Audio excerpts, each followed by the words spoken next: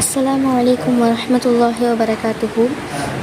இன்று மதரசத்து சுல்தானியா இஸ்லாமிய பெண்கள் மதரசாவில் வார பயானில் நான் எடுத்துக்கொண்ட தலைப்பு பொறுமை.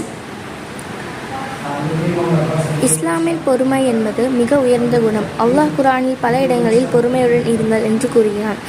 நம்ம வாழ்க்கையில் சோதனைகள் வருவது இயல்பு. நோய், கஷ்டம், இழப்பு, மன வருத்தம், இந்த நேரங்கள்லாம் நம்ம கோபப்படாமல் அல்லாஹ்வை நினைத்து அமைதியாக பொறுமையாக இருக்கணும் அப்படின்னு அல்லாஹ் சொல்கிறான் குர்ஆனில். நபிகள் நாயகம் ஸல்லல்லாஹு அலைஹி வஸல்லம் அவங்க சொல்கிறாங்க, பொறுமை என்பது வழி, அதாவது அது நம்மை சரியான பாதைக்கு கொண்டு செல்லும். நம்ம எந்த கஷ்டமாக இருந்தாலும் நம்ம பொறுமையில் இருந்தால் எல்லாமே சரியாயிடும். அல்லாஹ் லேசாக்குவான். நபிகள் நாயகம் ஸல்லல்லாஹு அலைஹி வஸல்லம் அவர்களின் வாழ்க்கை பார்த்தால், அதாவது நபி ஸல்லல்லாஹு அலைஹி வஸல்லம் அவங்களுடைய வாழ்க்கையெல்லாம் நம்ம பார்த்தோன்னா பல கஷ்டங்களை சந்தித்தார்கள். அவங்க நம்மளை விட நிறைய கஷ்டங்களை அவங்க சந்திச்சிருக்காங்க. மக்கள் அவர்களே நிந்தித்தார்கள். அதாவது இது தாயிஃப் நகர்லாம் அவங்கள கல்லால் அடித்தாங்க. அது ஜிப்ரீல் அலைஹிஸ்ஸலாம் அவங்க மலையை வச்சு அவங்கள நசிக்கிறவா அப்படின்னு கேட்டப்போ நபி ஸல்லல்லாஹு அலைஹி வஸல்லம் அவங்களுக்கு ஒரு சந்தர்ப்பம் வரும் அப்படின்னு சொல்லிட்டு அவங்க பொறுமையாக இருந்தாங்க. ஆனால் அவர்கள் ஒருபோதும் கோபத்தில் பழி வாங்கவில்லை. அவங்க பொறுமையோடு தான் இருந்தாங்க. நபி ஸல்லல்லாஹு அலைஹி வஸல்லம் எப்போதும் அவங்க பொறுமையோடு தான் இருப்பாங்க. தாயிஃப் நகரில் அவங்கள கல்லால் அடித்த போது அவங்கள சபிக்க மாறாக இவர்கள் நல்லவர்களாக மாறட்டும் என்று துவா செய்தார்கள். இதுதான உண்மையான பொறுமை. அதாவது நபி ஸல்லல்லாஹு அலைஹி வஸல்லம் தாயிஃப் நகரில் கல்லால் அடித்தாங்க. சிறுவர்கள்லேருந்து பெரியவர்கள் வரையும் அடித்தாங்க. அப்போ நபி ஸல்லல்லாஹு அலைஹி வஸல்லம் என்ன துவா கேட்டாங்கன்னா, இவர்கள் நல்லவர்களாக மாறட்டும் என்று துவா செய்தார்கள். இதுதான் உண்மையான பொறுமை அப்படின்னு அல்லாஹ் சொல்கிறான்.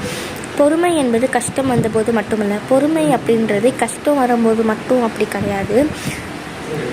கோபம் வரும்போது அதை கட்டுப்படுத்தவும் பொறாமை, பாவங்கள் தவிர்ப்பதும் பொறாமை, நல்ல காரியங்களில் தொடர்ந்து இருப்பதும் பொறுமை. நம் வாழ்க்கையில் சின்ன விஷயங்களுக்கே கோபப்படுகிறோம். ஆனால் ஒரு உண்மையான முஸ்லீம் தன்னுடைய கோபத்தை கட்டுப்படுத்துவான். நம்ம வாழ்க்கையில் சின்ன சின்ன விஷயங்களுக்கெலாம் நம்ம கோபப்படுறோம், பொறுமையாக இருக்க மாட்டோம். ஆனால் ஒரு முஸ்லீம் தன்னுடைய கோபத்தை ஒரு முஸ்லீமாக இருந்தான் அப்படின்னா அவனுடைய கோபத்தை கட்டுப்படுத்துவான். நபிகள் நாயகம் ஸல்லல்லாஹு அலைஹி வஸல்லம் அவங்க சொல்கிறாங்க, உண்மையான வலிமையானவன் சண்டையில் ஜெயிப்பவன் அல்ல, கோபத்தை அடக்குபவனே வலிமையானவன். நபி ஸல்லல்லாஹு அலைஹி வஸல்லம் என்ன சொல்கிறாங்க அப்படின்னா, ஒரு உண்மையான வலிமையானவன் சண்டையில் ஜெயிப்பவன்.